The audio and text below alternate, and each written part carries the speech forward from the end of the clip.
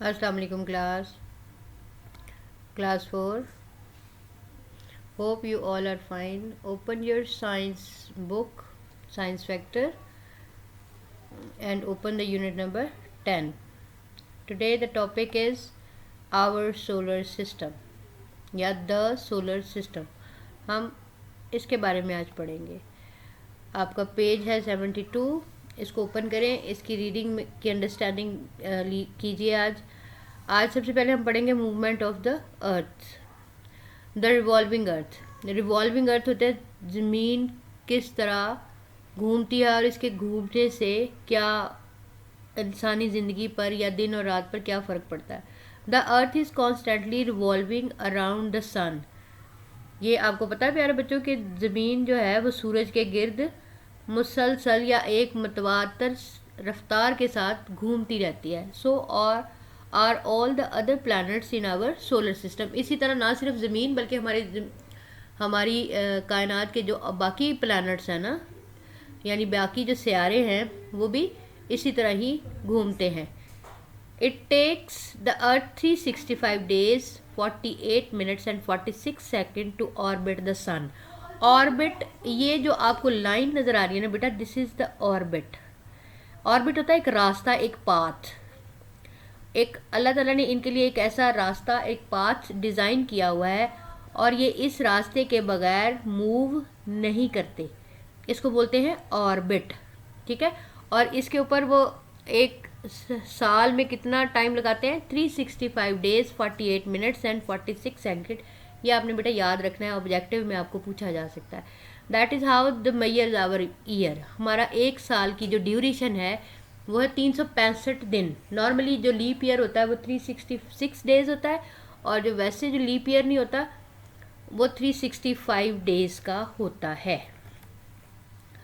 आपका page number 73 है, उसमें the spinning earth. Spinning earth that is also एक बहुत स्लो मूवमेंट होती है कॉन्स्टेंटली, जिसको हम वॉच नहीं कर सकते, उसको हम महसूस भी एज सच नहीं करते कि हमारी ज़मीन, देखिए हम ज़मीन पर चलते हैं, हमें पता चलता है कि ज़मीन स्पिन हो रही है. ठीक है, हल्की हल्की घूम रही है, हमें ये भी नहीं पता चलता. कुछ दुनिया के ऐसे पार्ट हैं, कभी आपको इंशाल्लाह मैं वीडियो में दिखाऊंगी कि दुनिया के कुछ ऐसे पार्ट हैं जहाँ हमें महसूस होता है. वहाँ अगर साइंटिस्ट जो बैठे उनको ऑब्जर्व कर रहे होते हैं तो वो देखते हैं कि स्पिन हो रही है अर्थ.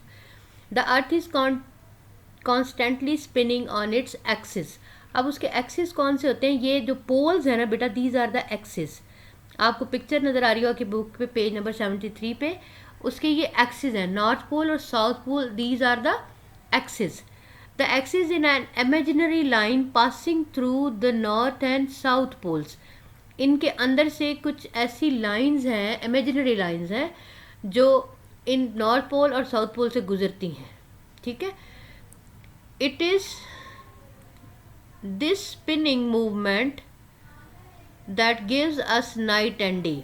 अब ये आप एक छोटा ही एक्सपेरिमेंट है. अगर आप एक टॉर्च एक बॉल के सामने रख दें तो बॉल जो है दैट इज़ अर्थ और जो आपकी टॉर्च है that is your son.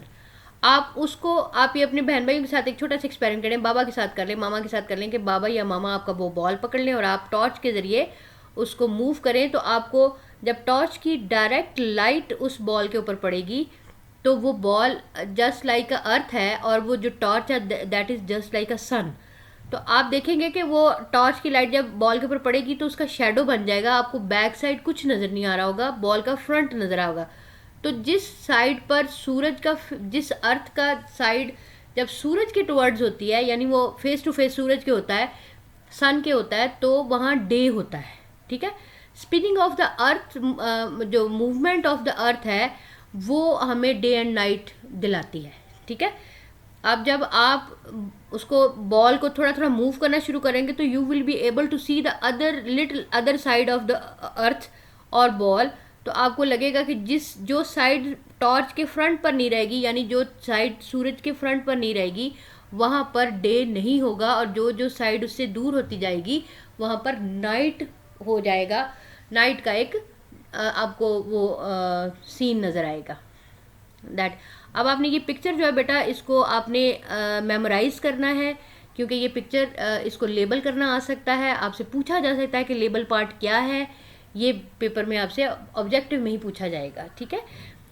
The tilting अर्थ होता है थोड़ी सी टेढ़ी। अब ये जिस तरह ये अर्थ आपको नजर नहीं, that is not a straight standing, that is a tilt, यानी थोड़ी सी झुकी हुई है। टिल्टिंग अर्थ जो झुका हुआ है थोड़ा सा।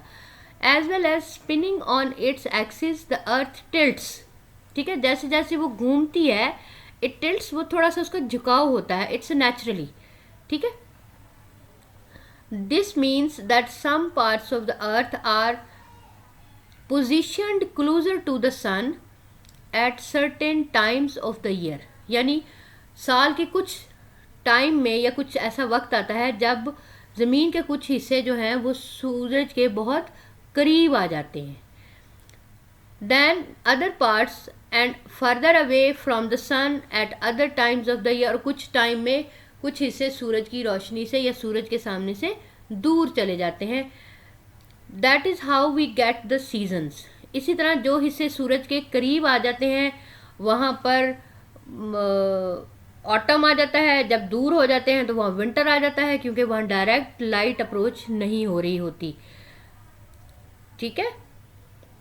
और यहाँ पर आपके उन्होंने अमेजिंग फैक्ट्स में उन्होंने आपको बताया हुआ है, during their winter the earth poles get no sunlight at all.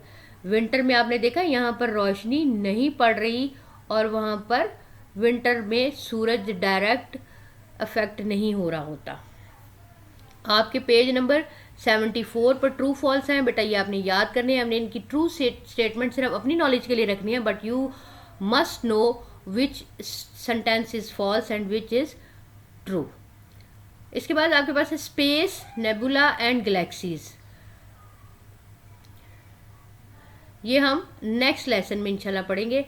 आज आप सिर्फ अपनी ये डायग्राम और इनको लेबल करना, इनको याद करें, और कितने डेज में 1 ईयर में वो अपना चक्कर पूरा करता है उसको याद करना है, और ये आपने ट्रू फॉल्स याद करने हैं। आपने अपनी बुक्स, अपनी नोटबुक्स के अंदर ये सारा कुछ किया हुआ है, इसको आपने रिवाइज करना है। तब तक के लिए अल्लाह।